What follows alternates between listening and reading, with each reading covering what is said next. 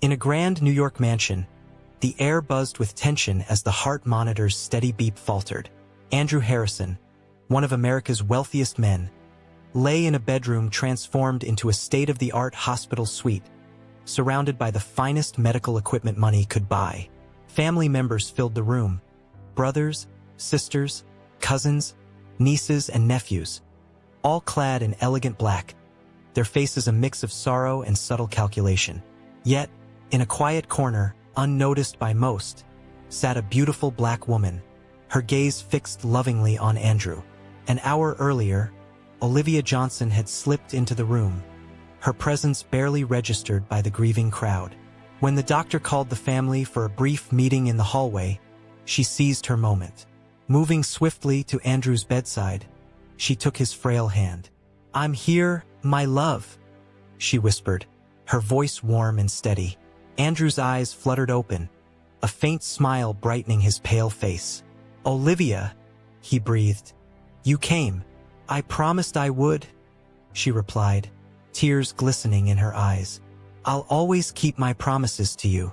His fingers tightened around hers, a fleeting spark of strength. 8 years wasn't enough," he murmured. "I should have told them. I should have." "Shoo," Olivia soothed, brushing a tear from his cheek. "We had our reasons, and I never regretted a single day with you." The door creaked open, and Andrew's eldest brother, Marcus, stepped in, freezing at the sight of Olivia. "Who are you?" he demanded sharply. "This is a private family matter." Olivia held Andrew's hand, her eyes unwavering. "Marcus," Andrew said, his voice gaining sudden clarity. "This is Olivia. She's my friend."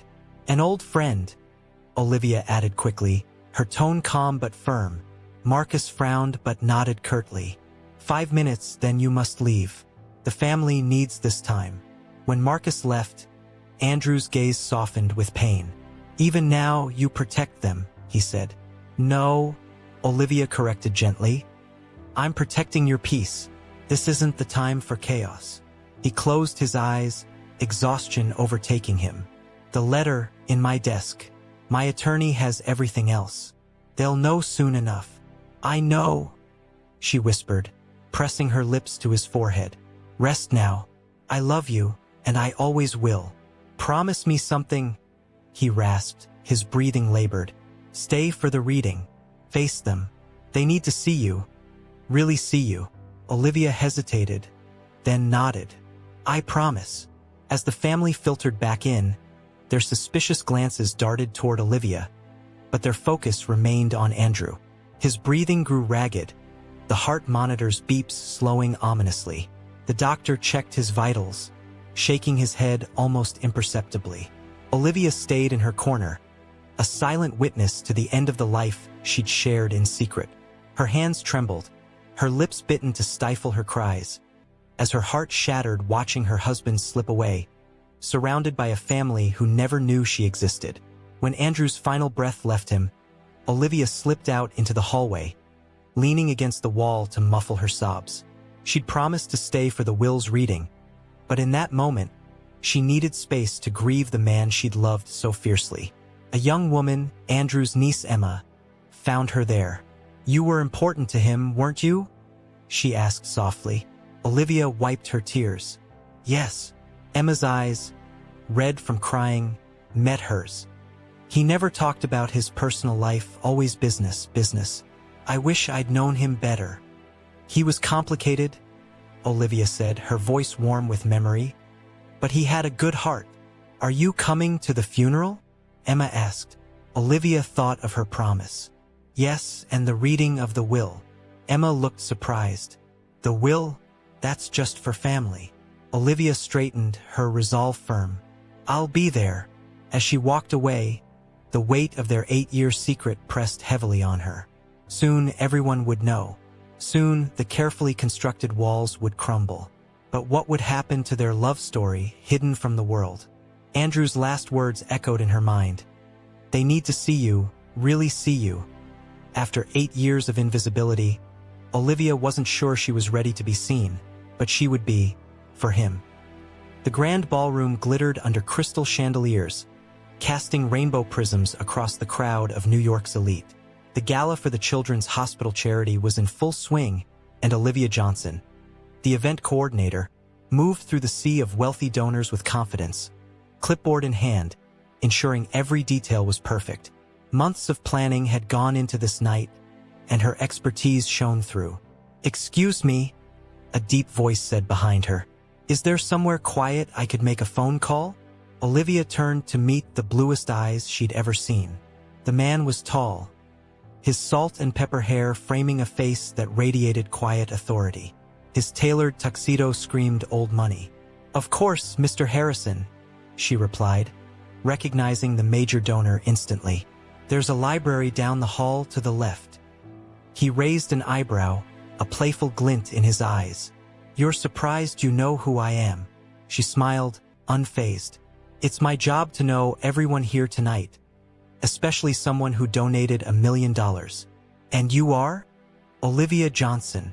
I organized this event." His gaze swept the room appreciatively. "Then I should be complimenting you. This is exceptionally well done." "Thank you." She gestured toward the hall. "The library?" She led him to a quiet room lined with bookshelves. At the doorway he paused, his tone shifting. "Would you have dinner with me tomorrow night?" Olivia blinked, caught off guard. "I'm sorry, dinner? With me?" He chuckled, his serious demeanor softening. "Yes, with you, because you didn't pretend not to know who I am, but you weren't impressed by it either. Because you're clearly brilliant at what you do. And because you're the most beautiful woman I've ever seen." "I don't date clients," she said firmly, though a smile tugged at her lips. "The event's over tomorrow. I won't be your client anymore." His eyes twinkled with mischief. "Just dinner. If it's terrible, you never have to see me again." She shouldn't. She really shouldn't. But something in his directness intrigued her. "Just dinner," she agreed, her voice light with possibility. That just dinner turned into breakfast the next morning, lunch the following day, and within a month they were inseparable. Andrew's world was a whirlwind of private jets, seaside mansions, and five-star restaurants where chefs personally greeted them. But what captivated Olivia most was Andrew himself. Behind the ruthless businessman facade, he was thoughtful, funny, and surprisingly vulnerable. One night, as they lay in bed, he opened up. "My family has expectations," he said, his voice heavy. "The Harrison legacy stretches back generations. Old money, old ideas. Are you saying they wouldn't approve of me?" Olivia asked, her tone gentle but direct. He traced her cheekbone tenderly. "They wouldn't approve of anyone who might change their perfect image of me. But you challenge everything they believe. Because you're independent, outspoken, not from their world. You wouldn't play their games. So what does that mean for us?" He kissed her softly. "It means I have a choice to make. Them or you." 3 months later, he proposed with a simple emerald ring, her favorite stone. "I want to marry you," he said, his voice steady but earnest. "But I need to ask something difficult." Olivia waited, her heart pounding. "I want our marriage to be private, just us. No family, no press, no announcements." She pulled back, her brow furrowing. "You want to keep me a secret?" "I want to keep us sacred," he countered, his eyes pleading. "My family, they'll try to destroy this. They've done it before. I can't risk losing you. So you want me to live in the shadows? Never meet your family? What kind of life is that?" He took her hands, his voice resolute. "One where we make our own rules. One where we build something just for us without their interference. I'm not ashamed of you, Olivia. I'm afraid of them." She thought about it for days. Was love enough if it had to be hidden? Could she be happy as a secret wife? In the end, she said yes with conditions. 5 years, she told him. "We keep it private for 5 years. Then we tell everyone, no matter what." He agreed instantly. They married in a tiny Caribbean beach ceremony, with only the officiant and 2 strangers as witnesses. They bought a penthouse in the city where they could be themselves and a small suburban house registered to an LLC, where they played at being a normal couple. For 3 years, it worked. They were blissfully happy in their private bubble, safe from the Harrison family's judgment. Olivia built her event planning business, keeping her maiden name professionally, while Andrew juggled their secret life with his public one. Then, in their 4th year, everything changed. "I'm pregnant," Olivia announced one morning, her voice trembling with joy and nerves. Andrew's face lit up, then darkened with worry. "This changes things." "Yes," she agreed. "It does." The Montauk Beach house became their sanctuary, purchased through one of Andrew's holding companies to keep it hidden from his family. Set on a private stretch of beach, with tall hedges and an electronic gate, it offered the freedom they craved. "We can raise our child here," Andrew said as they walked along the shoreline, the ocean breeze tousling their hair, at least part of the time away from prying eyes. Olivia let the sand slip through her fingers as she sat on the beach. "But for how long, Andrew?" "We agreed on 5 years. That deadline's coming up next year. And now with a baby." He sat beside her, wrapping an arm around her shoulders. "I know. I've been thinking about it constantly. The company's in a delicate position right now. We're negotiating the biggest merger in Harrison history. If my family gets distracted by personal drama..." "Personal drama?" Hurt flashed in her eyes. "Is that what you call our marriage? Our child?" "No, God, no." He ran his hands through his hair in frustration. "That came out wrong.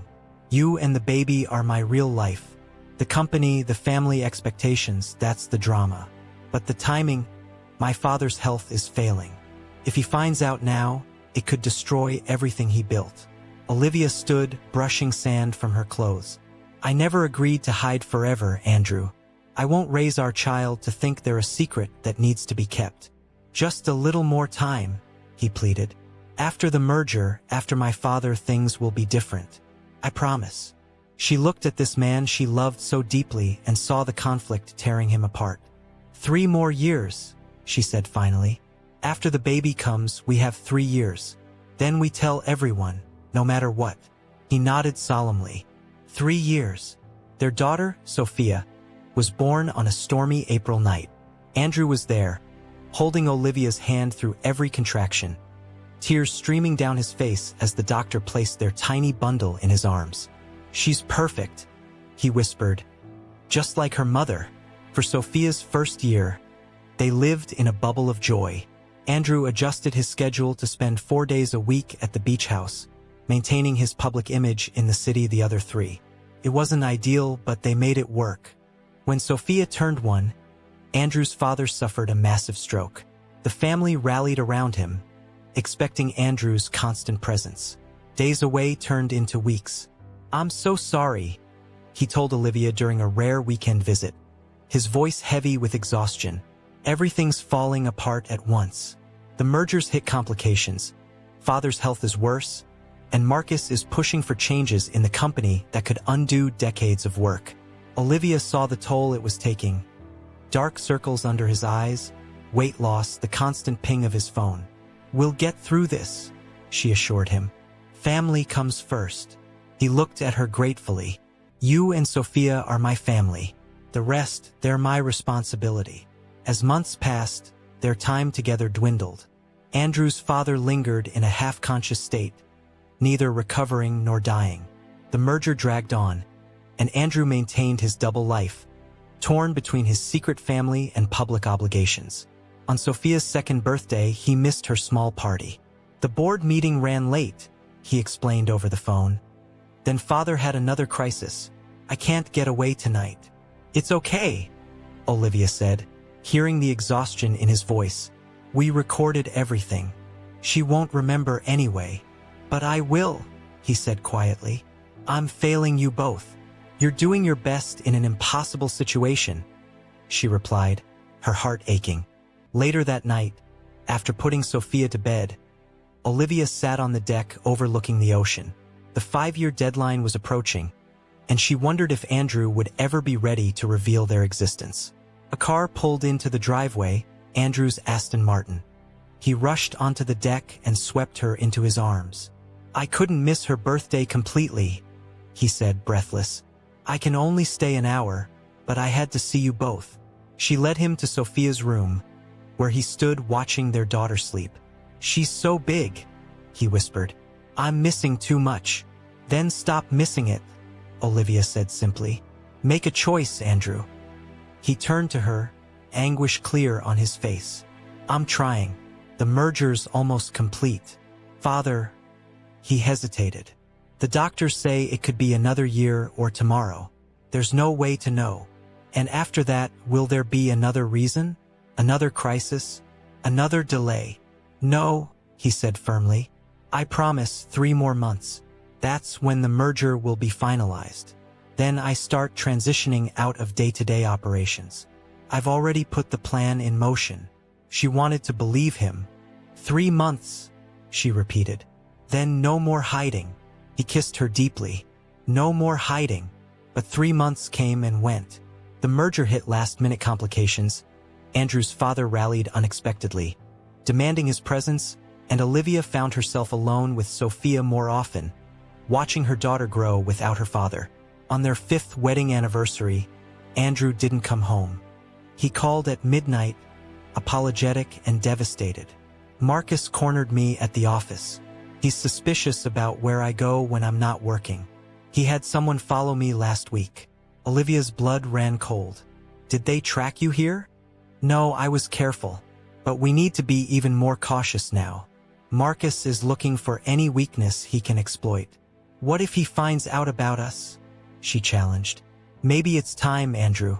Maybe this is the push we need." Silence stretched between them. "I need a little more time," he finally said. "Just until I secure my position post-merger. Then I can protect you both properly when the truth comes out." With a heavy heart, Olivia agreed to wait again. As Sophia's 3rd birthday approached, Andrew arrived at the beach house on a Tuesday morning, an unusual weekday visit. The kitchen smelled of coffee and pancakes, but Olivia knew instantly something was wrong. "Daddy!" Sophia squealed, running to him with sticky hands. At 3, she was a perfect blend of her parents. Andrew's blue eyes, Olivia's warm brown skin and curly hair. Andrew scooped her up, holding her tighter than usual. Over their daughter's head, his eyes met Olivia's, filled with pain. "Why don't you finish your breakfast, sweetie?" Olivia suggested. "Daddy and I need to talk for a minute." Once Sophia was settled with her pancakes and coloring book, they stepped onto the deck. "What is it?" Olivia asked, her voice steady despite her racing heart. Andrew took a deep breath. "I've been having some pain. Thought it was stress, maybe an ulcer. I finally went to a doctor last week." She held her breath, bracing herself. "It's pancreatic cancer. Stage 3. The world tilted beneath her feet. "No, that can't. There must be a mistake." He shook his head. "I got a second opinion yesterday. It's aggressive. It's already spread." "Treatment options?" she asked, slipping into crisis mode. "Surgery isn't possible because of the location. They want to start intensive chemotherapy immediately, followed by radiation." Olivia paced the deck. "Okay, we'll get the best doctors. We'll fight this." "The prognosis isn't good, Liv," he said softly. "Even with treatment, they're talking months, maybe a year." She stopped and faced him, her voice fierce. "No, I refuse to accept that. We'll find clinical trials, experimental treatments, whatever it takes." He smiled sadly. "That's my warrior, always ready for battle. Don't you dare give up," she warned, tears filling her eyes. "Sophia needs her father. I need my husband." He pulled her into his arms. "I'm not giving up. I'll fight with everything I have. But we need to be realistic about what's coming." She pushed away. "What does your family know?" "Nothing yet. I wanted to tell you first. They need to know about us now, Andrew, before you start treatment. I should be by your side through this." He hesitated. "The timing is never going to be perfect," she exclaimed. "If not now, when? When you're too sick to stand up to them. When you're gone, and Sophia and I are left to face them alone." "You're right," he finally said. "It's time. But let me do it carefully. My father's health is precarious. My brothers are circling like sharks looking for control of the company. If I drop this bomb all at once, then what do you suggest?" Let me start the treatment first, get through the initial rounds. Then I'll begin introducing the idea that there's someone in my life. Someone important. She considered his plan. And when do they meet me? Meet Sophia? Soon, he promised. Before the end of the year. She wanted to argue, to demand immediate action, but the fatigue in his eyes stopped her. Okay, she agreed reluctantly, but I want to be involved in your treatment. I want to come to appointments, talk to doctors. Of course, he said, relief evident. I need you there. They spent the day together as a family, building sandcastles on the beach and collecting shells. Andrew took hundreds of pictures, capturing every smile, every laugh. When Sophia napped, they made love with a desperate intensity, both aware of the clock ticking down. As evening approached, Andrew grew quiet. What are you thinking? Olivia asked, running her fingers through his hair. I need to update my will, he said. Make sure you and Sophia are protected, no matter what happens. Don't talk like that. We have to be practical, Liv. If I die before my family knows about you, she placed a finger over his lips.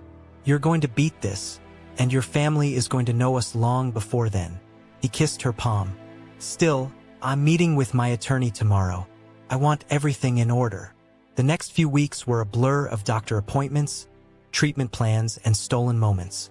Andrew began aggressive chemotherapy, which left him nauseated and exhausted. Olivia drove him to appointments, held his head when he vomited, and maintained normalcy for Sophia. On days when Andrew was too sick to leave the city, Olivia and Sophia would drive to their penthouse, creating a routine where Sophia played quietly while Daddy rested. Though only 3, Sophia seemed to sense the gravity, her usual boisterous energy softening around her father's illness. 2 months into treatment, Andrew's father suffered another stroke and died 3 days later. The funeral was a major society event, covered by the press and attended by politicians, celebrities, and business titans. Andrew stood with his siblings, playing the dutiful son, while Olivia watched on television, an outsider to her husband's public life. After the funeral, Andrew's condition worsened. The cancer wasn't responding to treatment as hoped. Instead of introducing Olivia to his family, he was now fighting for every day.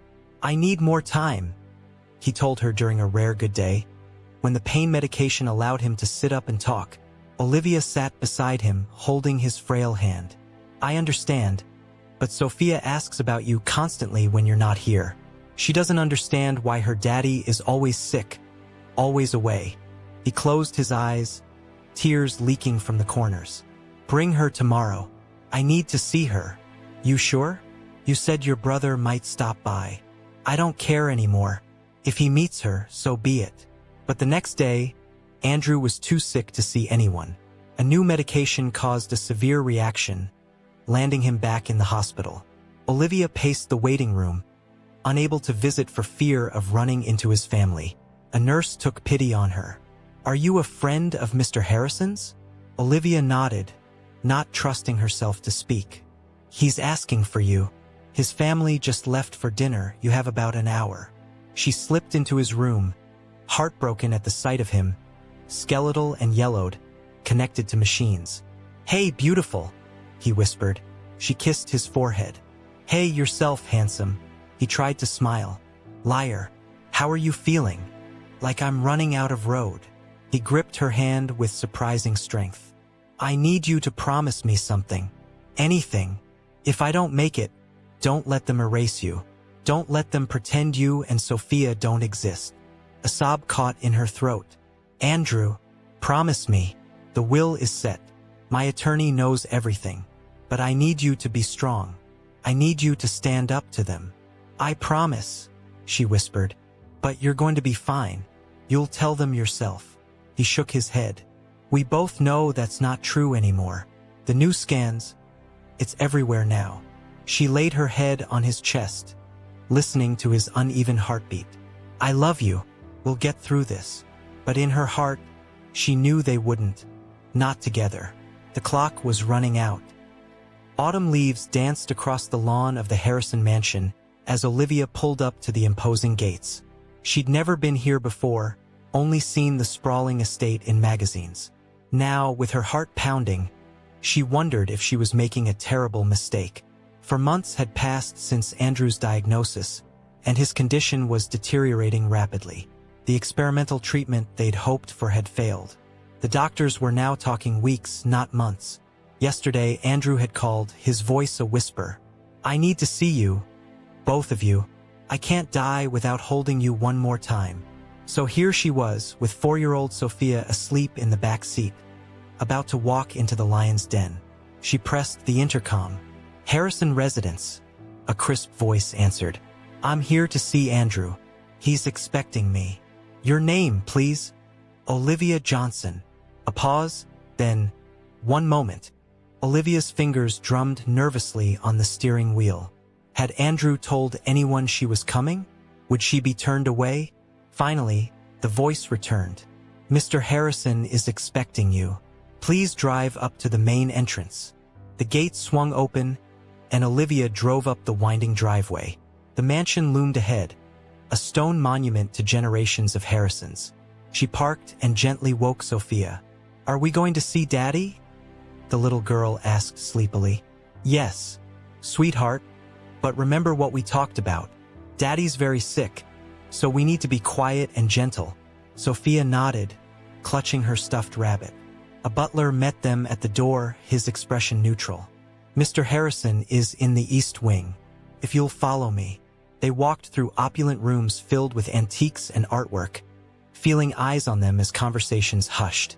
The butler stopped outside a door and knocked softly. A nurse opened it, surprised to see Olivia and Sophia. "Mr. Harrison is resting." "Let them in," came Andrew's faint voice. "Please." The room was large but dimly lit, curtains drawn against the sun. Medical equipment surrounded the bed where Andrew lay, his once powerful frame now painfully thin. Olivia approached, holding Sophia's hand. "Hey, we're here." Andrew's eyes opened, focusing with effort. When he saw them, his face lit up with joy. "You came." "Of course we did." She leaned down to kiss him gently. He turned to Sophia, who hung back, eyes wide at her father's changed appearance. "Come here, princess. Don't be scared." Olivia lifted Sophia onto the bed. The little girl reached out to touch her father's face. "Does it hurt, Daddy?" "Not when you're here," he said, his voice stronger. "I've missed you so much." "I drew you pictures," Sophia said, reaching into her backpack. "Mommy said they'd make you feel better." "They already have," he assured her, as she spread crayon drawings across his blanket. For an hour, they existed in their own world. Andrew listened to Sophia's stories, asked about her preschool, and told her he loved her. Olivia sat beside them, cherishing every moment. A knock at the door broke their bubble. Marcus entered without waiting. "Andrew, the attorney is here." He stopped short, seeing Olivia and Sophia. Andrew didn't flinch. "Marcus, this is Olivia. And this is Sophia." Marcus's confusion shifted to suspicion. "The attorney needs to discuss paperwork with you, privately. Anything he needs to say can be said in front of my wife and daughter," Andrew replied, each word deliberate. The silence was deafening. Marcus stared, cycling through disbelief and anger. "You're what?" "You heard me." Andrew's hand found Olivia's. "It's time for the truth, Marcus. I'm dying, and I won't leave this world with lies." Marcus's face hardened. "We'll discuss this later, when you're thinking clearly." He left, the door closing firmly. Andrew turned to Olivia, exhaustion evident. "That went well." She smiled despite her anxiety. "Could have been worse. He'll be back with reinforcements." Sophia had moved to a chair by the window, absorbed in a book. Olivia leaned closer to Andrew. "Should we leave?" "No," he said firmly. "This is what I've wanted for years. No more hiding, no more secrets. Your family won't make it easy. I don't care anymore." His eyes found hers. "I've been a coward too long, Liv. Afraid of their judgment, their control. But what did it get me? A deathbed full of regrets." Tears filled her eyes. "Don't talk like that. You did what you thought was right." "I did what was easy," he countered. And you paid the price. Before she could respond, the door opened again. Marcus returned with two of Andrew's sisters, Elizabeth and Catherine, and the family attorney, James. Andrew, Elizabeth began. What is Marcus telling us? Who are these people? Andrew struggled to sit up, Olivia adjusting his pillows. Elizabeth, Catherine. This is my wife, Olivia, and our daughter, Sophia. Elizabeth gasped. Catherine's hand flew to her mouth. That's impossible, Elizabeth said. You're not married. We've been married for 8 years, Andrew replied calmly. Quietly, privately. My choice, not hers. The attorney stepped forward. Mr. Harrison, given your condition and the medication you're on, perhaps this discussion should wait. It can't wait, James. You know that better than anyone, Andrew said, his voice fading. You have the papers. You know the truth. James nodded reluctantly. Yes, sir, I do. Marcus turned on the attorney. What papers? What is he talking about? Mr. Harrison's will and associated documents, James replied, which I'm not at liberty to discuss until after his passing, as per his instructions. This is absurd, Catherine said. He's clearly not in his right mind. Olivia stood, her voice firm. I think Andrew needs to rest now. This excitement isn't good for him.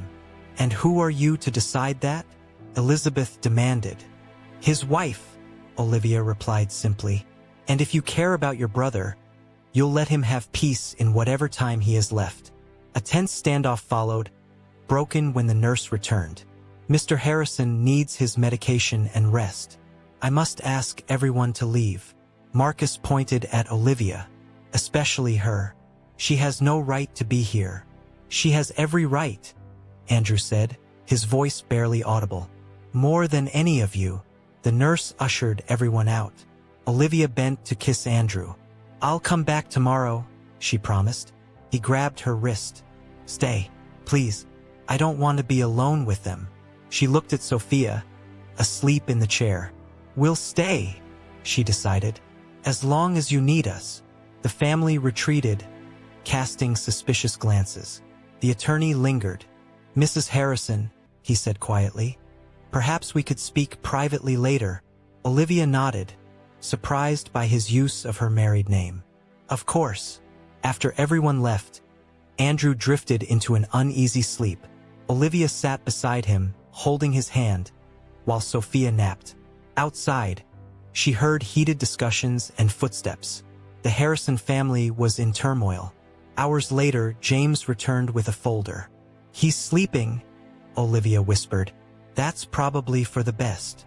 James pulled up a chair. Olivia, I've been the Harrison family attorney for 30 years. I've seen their best and worst moments. What's about to happen? It won't be pretty.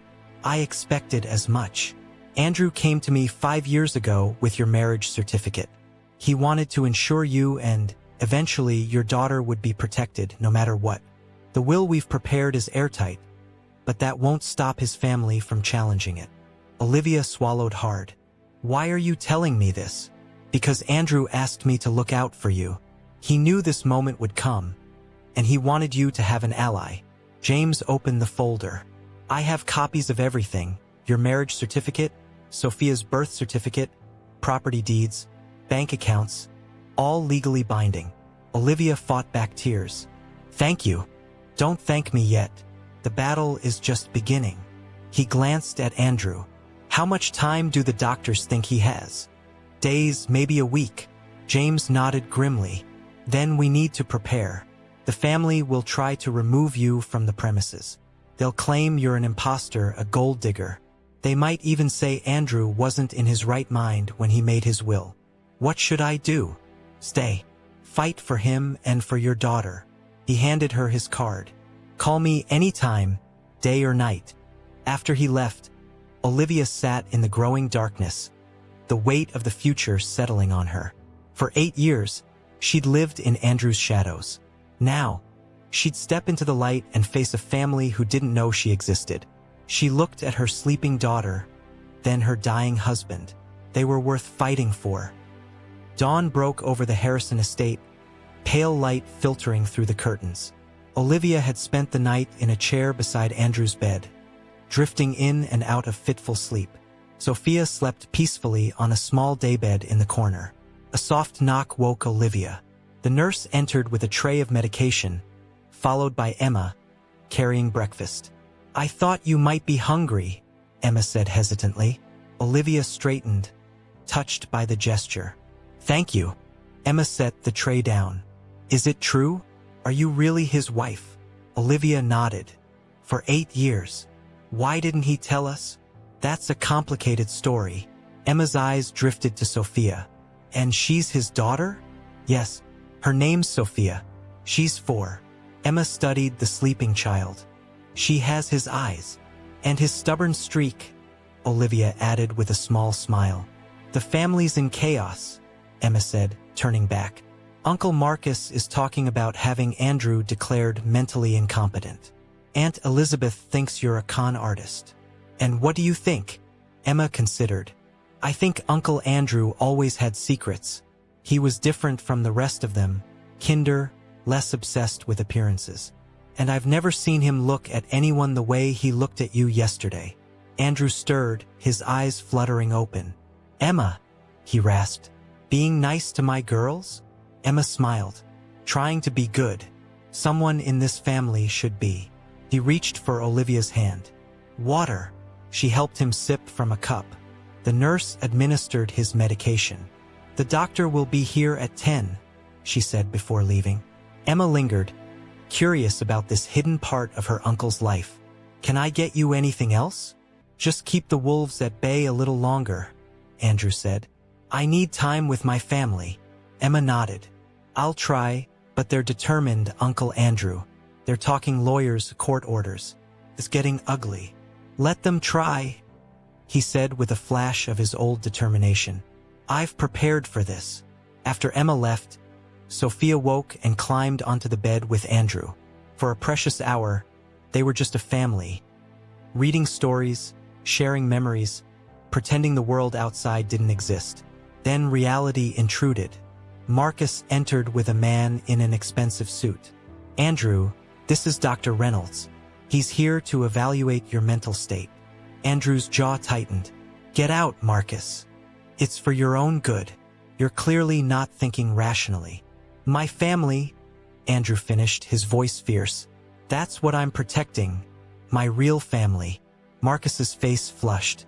"This woman shows up out of nowhere with a child, claiming to be your wife, and you expect us to believe it? You've never mentioned her." "That was my choice. My mistake," Andrew said, his voice weakening. "Not hers." Dr. Reynolds cleared his throat. "Perhaps we could have a few minutes alone, Mr. Harrison, just to talk. Anything you have to say can be said in front of my wife and daughter." The doctor glanced at Marcus, who nodded. For 20 minutes, he tried to trap Andrew with circular questions, but Andrew remained sharp, defending his family with his last strength. Finally, the doctor stood. "I'll need to compile my findings." "Let me save you the trouble," Andrew said. "I'm dying, not delusional. My faculties are intact, my decisions are my own, and if my family can't accept that, it's their problem, not mine." After they left, Andrew collapsed against his pillows, exhausted. "They won't stop, Liv." "I know," she said, stroking his forehead. "But neither will we." The day passed in a blur of doctors, nurses, and brief family visits. Some hostile, others curious. Olivia remained a steady presence by Andrew's side. As evening approached, his condition worsened, his breathing labored, his pain harder to control. The hospice doctor adjusted his medication and took Olivia aside. "It's accelerating faster than we expected," she said quietly. "Hours now, not days." Olivia's knees threatened to buckle. "Are you sure? I've seen this progression many times. You should prepare yourselves and say whatever needs to be said." Olivia arranged for Emma to take Sophia to another room, shielding her daughter from the worst. Then she sat beside Andrew, holding his hand, memorizing his face. "Do you remember our first date?" she asked, keeping her voice steady. His lips curved weakly. "You wore a red dress. I couldn't take my eyes off you. You took me to that ridiculous French restaurant where everything was tiny and cost a fortune, and you said you'd rather have a burger. She laughed through tears. That's when I knew. Knew what? That you were the one. The real thing in a world of pretenders. He squeezed her hand. I'm sorry, Liv, for all the hiding, for not being brave enough. Don't. She pressed her forehead to his. We had 8 beautiful years. We have Sophia. No regrets. Just one, he whispered, his breathing labored. That I won't see her grow up. That I won't grow old with you. Tears spilled down her cheeks. I'll make sure she knows you every day. How much you loved her. How special you were. Promise me something else, he said. Don't let them push you away. Stand your ground. You and Sophia deserve everything. I promise. They sat in silence, the beeping of machines marking time. Outside, the family's voices rose and fell in argument. Bring Sophia, Andrew said finally. I need to say goodbye. Olivia texted Emma, who soon arrived with Sophia. The little girl approached the bed quietly, sensing the moment's gravity. Come here, princess, Andrew said, patting the space beside him. Sophia nestled against him. Are you going to heaven, Daddy? His eyes met Olivia's over their daughter's head. Soon, sweetheart, but I'll still be watching over you. Will you be an angel? The very best angel. Whenever you see a star, that's me winking at you. Sophia considered this. Will you come back?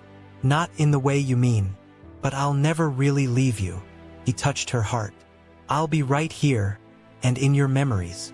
For the next hour, Andrew created one last memory with his daughter.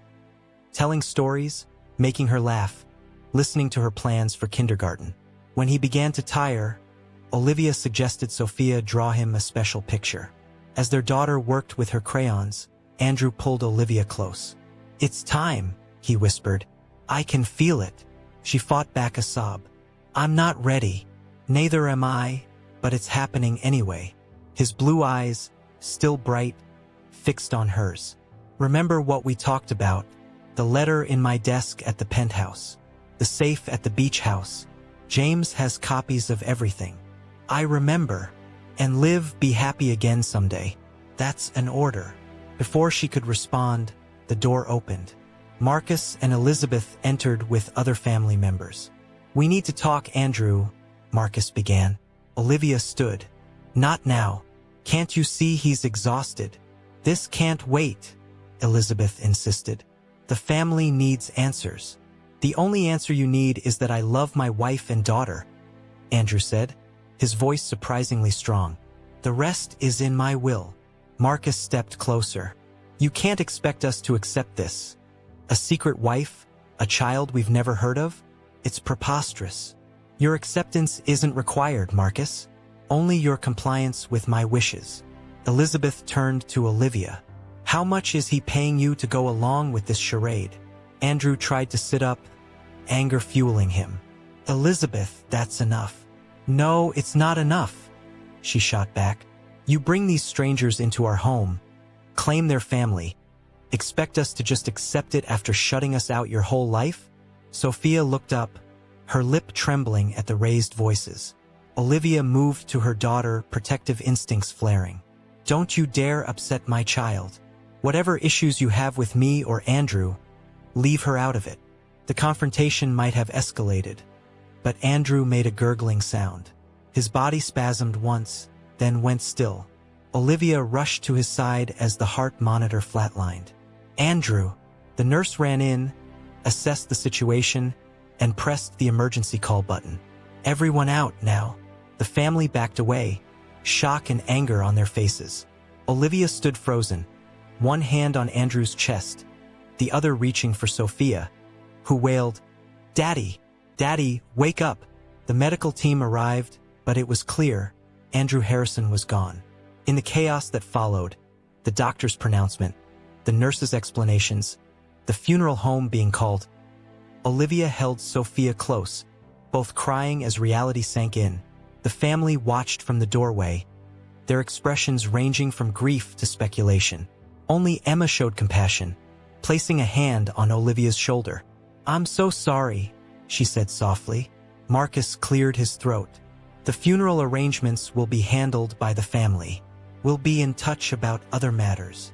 Olivia looked up, wiping tears. "We'll be staying here tonight. Sophia and I need time to say goodbye." "That won't be necessary," Elizabeth said coldly. "We are family," Olivia interrupted, her voice steady despite her heartbreak. "And we're staying." Marcus seemed ready to argue, then nodded stiffly, aware of how it would look to forcibly remove a grieving widow and child. "One night. We'll discuss next steps in the morning." After they left, Emma helped Olivia prepare Sophia for bed. The exhausted child fell asleep clutching her stuffed rabbit and the drawing she'd made for her father. "Thank you," Olivia said to Emma, "for your kindness." "He loved you," Emma replied simply. "That's enough for me." Alone, Olivia returned to Andrew's bedside. His body had been prepared for removal to the funeral home, but for now, she had these final moments. "I'll keep my promise," she whispered, kissing his cold forehead. "They'll know us, they'll see us, and Sophia will have everything you wanted for her." Outside, stars dotted the sky, one shining particularly bright. Olivia smiled through her tears. Andrew was winking at them already. The morning after Andrew's death dawned gray and rainy, matching Olivia's mood. She'd barely slept, watching over Sophia and planning their next steps. A knock revealed James, the attorney, looking solemn. "I came as soon as I heard," he said. "My condolences." "Thank you." Olivia glanced at Sophia, still sleeping. "Can we talk in the hallway?" Outside, James lowered his voice. "The family has called an emergency meeting this afternoon to discuss funeral arrangements and other matters, by which I assume they mean you and Sophia. I expected as much. I've brought the documents we discussed. Also, I think it's time you had this." He handed her an envelope. "Andrew left instructions that this letter be given to you upon his death." Olivia took it with trembling hands. "What happens now?"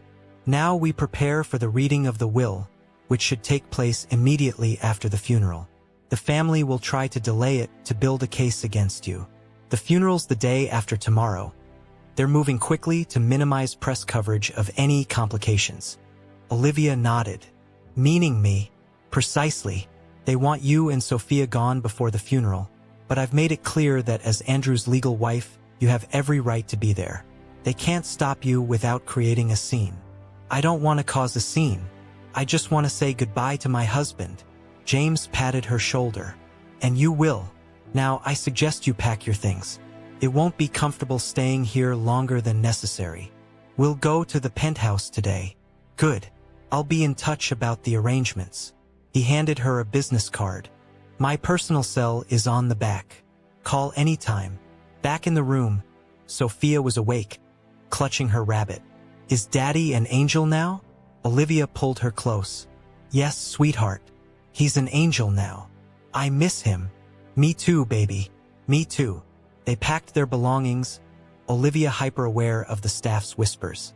The family kept their distance, communicating through messengers. She hesitated to take anything from Andrew's room but chose his favorite watch, a book from his nightstand, and Sophia's last drawing. As they prepared to leave, Marcus appeared in the foyer. "A moment, Mrs. Harrison." Olivia steeled herself. "Yes. The funeral will be a private, family-only affair. I'm sure you understand." She met his gaze. "I understand perfectly what you're trying to do, Marcus, but I will be at my husband's funeral. Sophia and I will say goodbye to him properly. This situation is difficult enough without adding a spectacle. Then don't create one. Accept who we are and move forward." His jaw tightened. "We'll see what the courts have to say about who you are.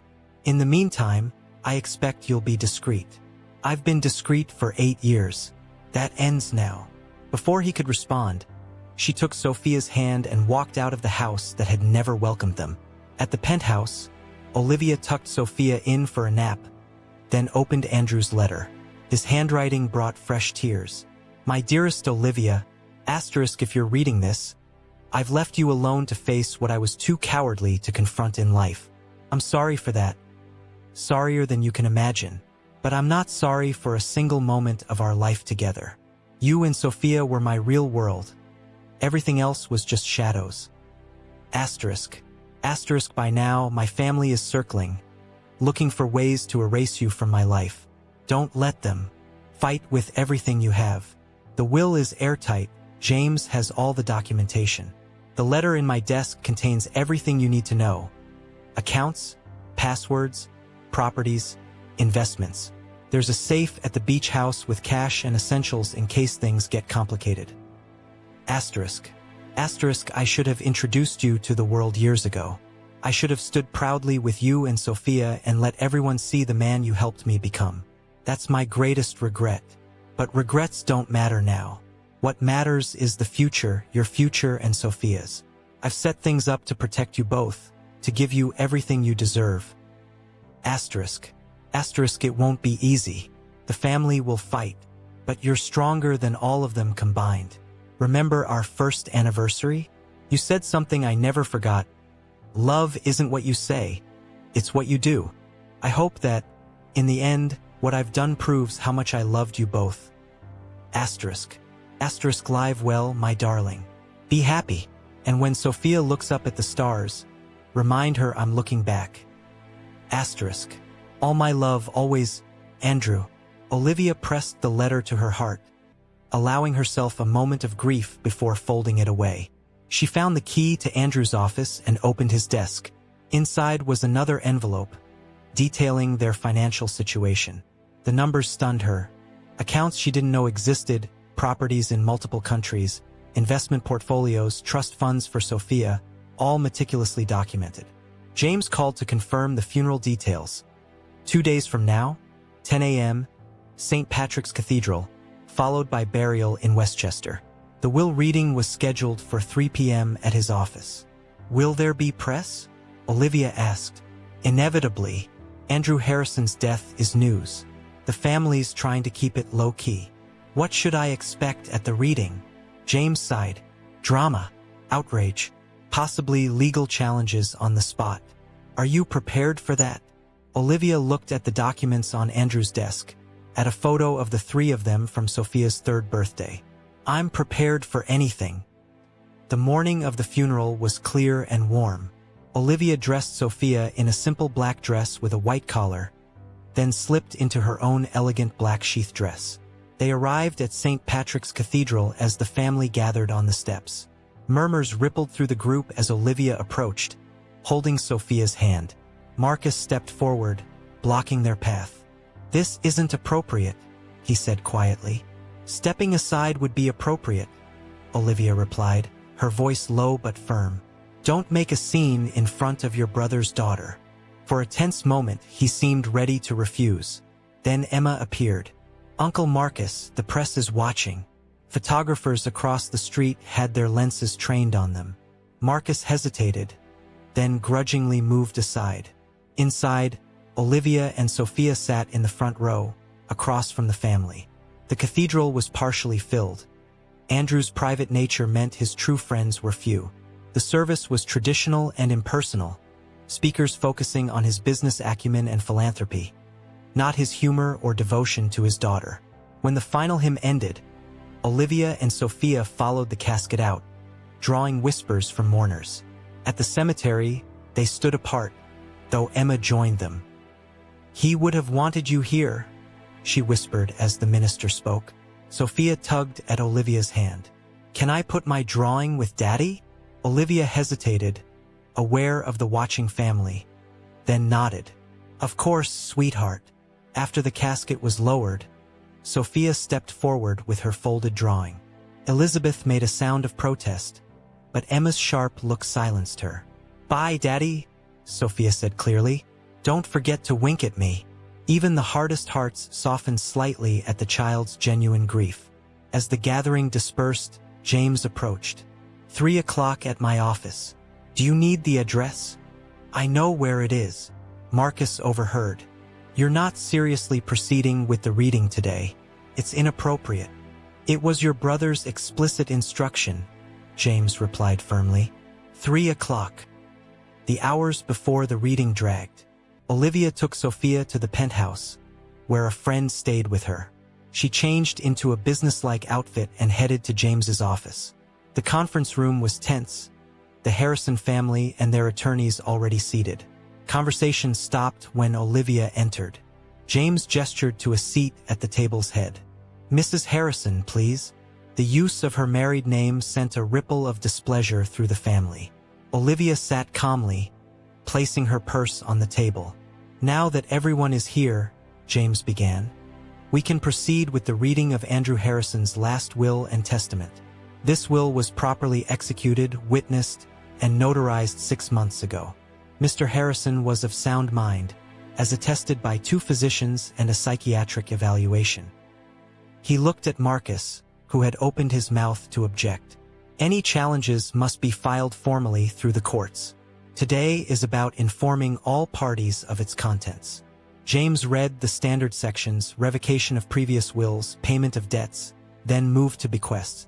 Andrew left personal items and modest cash gifts to his siblings, generous but insignificant compared to his wealth. To nieces and nephews, including Emma, he left educational trusts. To charities, larger donations. The family grew restless as the bulk of the estate remained unaddressed. Finally, James reached the key section. "To my beloved wife, Olivia Johnson Harrison, I leave the remainder of my estate, including but not limited to our homes in New York City, Montauk, Aspen, and Paris, my personal investment portfolio, my art collection, my ownership stakes in non-Harrison family businesses, and all other assets not specifically designated elsewhere." A shocked silence fell, followed by an explosion of voices. "This is outrageous. She can't possibly. We'll contest this immediately." James raised a hand. "There's more," he continued. "To my precious daughter, Sophia Elizabeth Harrison, I establish a trust to be administered by her mother until she reaches the age of 25, at which time she will have full control. This trust includes my shares in Harrison Industries and all associated companies." Marcus slammed his fist on the table. "This is unacceptable. Harrison Industries has been family-controlled for generations. You can't allow this stranger to have voting shares." James remained calm. "The shares transfer to Sophia's trust. Until she's of age, the voting rights will be exercised by the trustee, Olivia." Elizabeth turned to her attorney. "We're contesting this immediately. All of it." "On what grounds?" James asked mildly. "Mr. Harrison was legally married to Olivia. Sophia is their legitimate child. Medical evaluations confirm he was of sound mind. There are no grounds for a contest that would stand up in court." "We'll see about that," Marcus growled. "One final section," James said. Andrew included a personal message. He read Andrew's words. "Asterisk to my family. I know this comes as a shock. I regret the secrecy that has characterized the happiest part of my life. That secrecy was my choice, not Olivia's. She wanted openness. I chose hiding. I was afraid of exactly the scene probably unfolding now. Anger, rejection, threats. Asterisk." James paused as the family shifted uncomfortably. Asterisk, "But I was wrong to hide. Olivia and Sophia are my family. My real family, built on love and choice, not obligation and tradition. They deserve everything I can give them and more. They deserve to be acknowledged in life, not just in death. To Olivia, stand your ground. You've earned this place. Don't let anyone tell you otherwise. To Sophia, I'm sorry I won't see you grow up.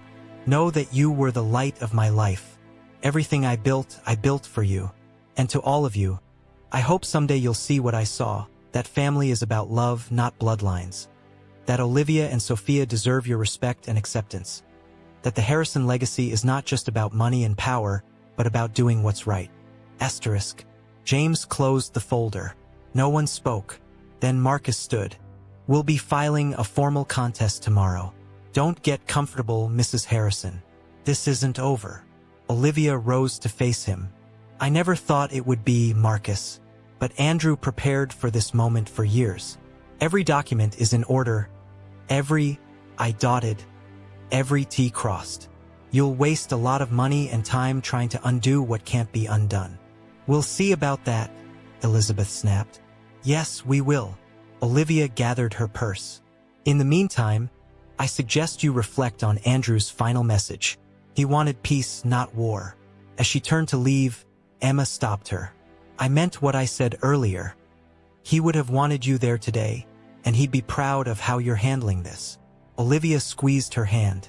Thank you, Emma. That means more than you know.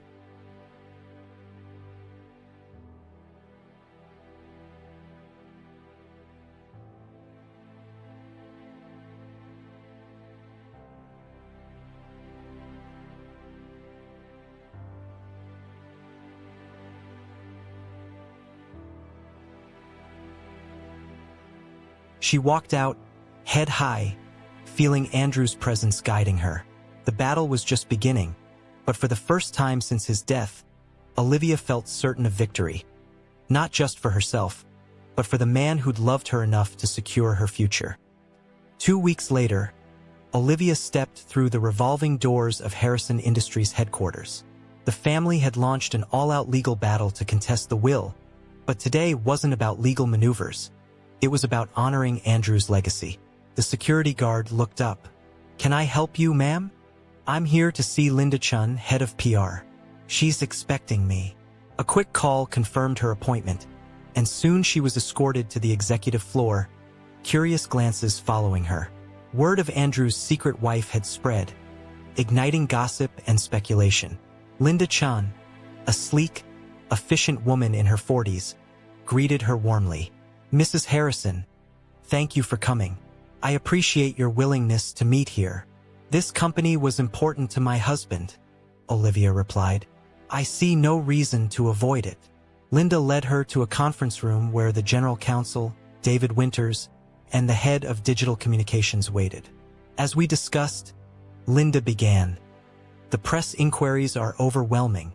We need a unified approach. David cleared his throat. Before we proceed, the family has instructed us not to cooperate with Mrs. Harrison in any way. Linda's mouth tightened. And as I reminded them, I work for Harrison Industries, not individual family members. The company's reputation is my concern, and right now the speculation is damaging it. Olivia appreciated her professionalism. What do you propose? A controlled release of information, Linda said. A statement confirming your marriage to Andrew, acknowledging your daughter, and establishing a simple narrative that respects your privacy and the company's need for transparency. What about the legal challenges? Olivia asked. That's a separate issue, David said uncomfortably. Not to the press, Linda countered. Every business publication is running stories about succession chaos. We need to stabilize the narrative. For an hour, they crafted a strategy. One carefully managed interview with a respected business publication, accompanied by a press release. No details about the marriage's secrecy, no attacks on the family, just the facts, presented with dignity. As they wrapped up, Linda walked Olivia to the elevator. He talked about you, you know? Olivia looked at her in surprise. Andrew, Linda nodded. Not by name, but sometimes late at night, working on a crisis, he'd mention having someone who kept him grounded, who saw the real him. I always wondered who that person was.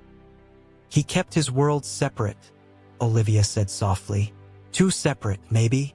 For what it's worth, I think he'd approve of how you're handling this with grace and strength.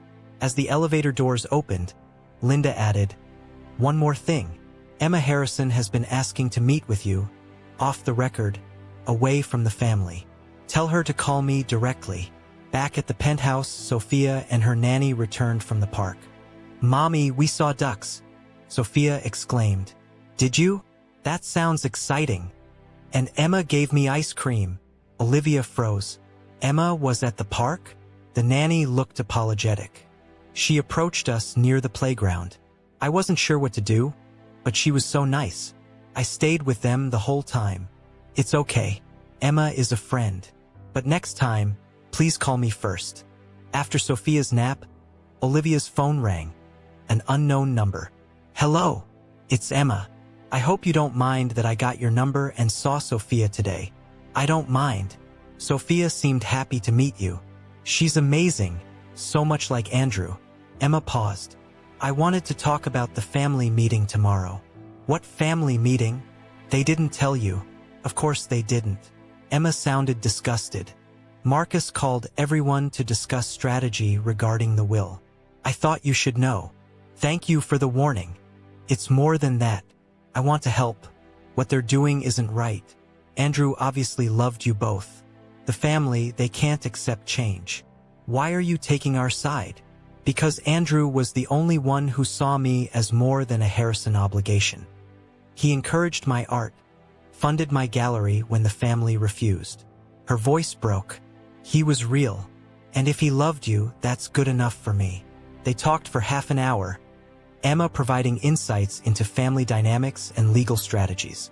By the end, Olivia had an ally and a warning. The next day, Olivia did her Wall Street Journal interview, keeping her answers dignified. Yes, she and Andrew had been married for 8 years. Yes, Sophia was their daughter. No, she wouldn't discuss why the marriage was private. That was Andrew's choice. On the legal challenges, she said, Andrew made his wishes clear. I hope his family will respect that. The article ran 3 days later with a rare family photo from the beach house. Social media exploded, news outlets ran segments, and public opinion swung in Olivia's favor. The image of a devoted wife and innocent child, hidden by a man torn between love and obligation, resonated, while the Harrisons appeared cold and grasping. A week later, James called. The family wants to meet to discuss a settlement. Olivia wasn't surprised. The PR disaster was growing. What kind of settlement? They're offering $20 million. In exchange, you relinquish all claims to Harrison Industries shares and change Sophia's last name. Olivia laughed. Not a chance. I told them you'd say that. Their fallback is $50 million, and you keep the penthouse. They could offer $1 billion, and I'd say no. This isn't about money. It's about respect for me, for Sophia, and for what Andrew wanted. I'll relay. There's something else. Uncle Marcus got access to Andrew's medical records. He's building a case that the cancer treatments affected Andrew's judgment when he made the will. Olivia gripped the phone. That's ridiculous, and probably illegal. Definitely illegal. I overheard him talking to his attorney. Tell James. Olivia called James and her own attorney. Within hours, they filed for an emergency injunction against the use of illegally obtained medical records. The judge granted it the next day, along with an order for Marcus to explain how he accessed the information. It was Olivia's first legal victory, sending a clear message. She wouldn't be bullied. 3 weeks after Andrew's death, Elizabeth Harrison appeared at the penthouse, looking uncomfortable but determined. May I come in? She asked wearily. Olivia stepped aside. Sophia's napping. That's fine. I wanted to talk to you anyway. Elizabeth entered, her eyes taking in the apartment. Andrew's secret home. This is lovely. Thank you. Would you like some tea? Elizabeth nodded. They sat in silence as Olivia prepared the tea. Finally, Elizabeth spoke. I owe you an apology. What I said at the hospital about you and Sophia was cruel and unfair. I was shocked, but that's no excuse. No, it isn't. Elizabeth sipped her tea, struggling. I've had time to think. Seeing that picture in the article, how happy Andrew looked with you. I can't remember the last time I saw him like that around us. He was always so guarded, like he was playing a role. Olivia softened slightly. He felt trapped by expectations. I'm starting to understand that. Elizabeth pulled a small photo album from her purse. I found this in his office at the mansion, hidden in a false bottom of his desk drawer. Olivia opened it, her fingers trembling. Inside were photos she'd never seen. Sophia as a newborn, Olivia sleeping with their daughter, the 3 of them at the beach at Christmas on Sophia's birthdays. He kept us with him, she whispered, tears falling. Elizabeth nodded. He loved you. That's obvious from these and from how he arranged everything to protect you both. Then why are you fighting us so hard? Because it's what Harrisons do. Elizabeth looked tired. We fight to protect what's ours. That's how we were raised. But I'm starting to wonder if what we're protecting is worth the cost. She stood, smoothing her skirt. I haven't told Marcus or the others I came. They wouldn't understand, not yet. But I wanted you to know that at least one of us is questioning the path we're on. As she headed for the door, she paused. When Sophia wakes up, would you tell her that her Aunt Elizabeth said hello? I will, Olivia promised. After Elizabeth left, Olivia called Emma. Aunt Elizabeth? Emma sounded shocked. I never expected her to break ranks first. People can surprise you. This could change things. That evening, as Olivia bathed Sophia, her phone rang. An unfamiliar number. Mrs. Harrison, a man said. You don't know me, but I worked with your husband for 15 years. I was his personal assistant. Robert? Andrew mentioned you often. He talked about me? He sounded surprised. I didn't think he discussed his work with, well, anyone outside the office. You were an exception. He trusted you completely. That means a lot. Listen, the reason I'm calling. There's something you should know. Robert explained that 4 years earlier, Andrew had recorded a video, asking Robert to keep it secure and deliver it to Olivia if anything happened to him. With the chaos after Andrew's death, Robert hadn't accessed it until now. I can bring it to you tomorrow. Please, Olivia said. And Robert, thank you for honoring his wishes. The next morning, Robert delivered a USB drive in a sealed envelope with Olivia's name in Andrew's handwriting. He was more than a boss, Robert said, emotional. He was family. Mrs. Harrison, I knew there was someone special in his life, someone who made him happier than I'd ever seen him. That means a lot, Robert. Thank you.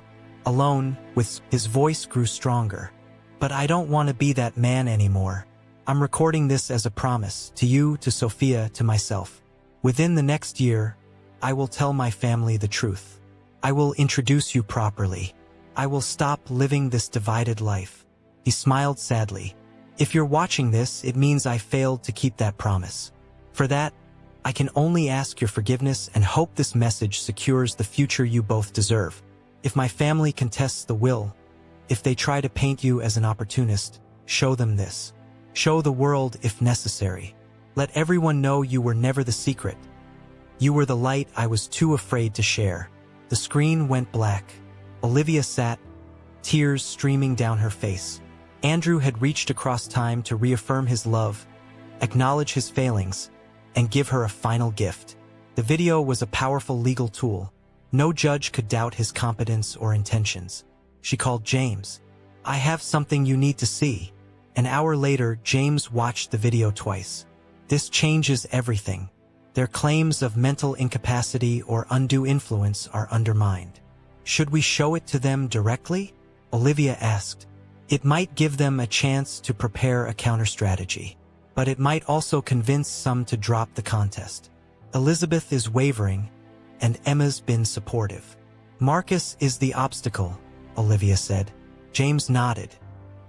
He's driving this fight and has the most to lose if Sophia's trust controls shares. Set up a meeting, Olivia decided. Just the immediate family, you and me, no other attorneys. Are you sure? Yes. It's time to end this for Sophia's sake. The meeting was set for the next evening at James's office. Olivia arrived early, the USB drive in her purse, her resolve firm.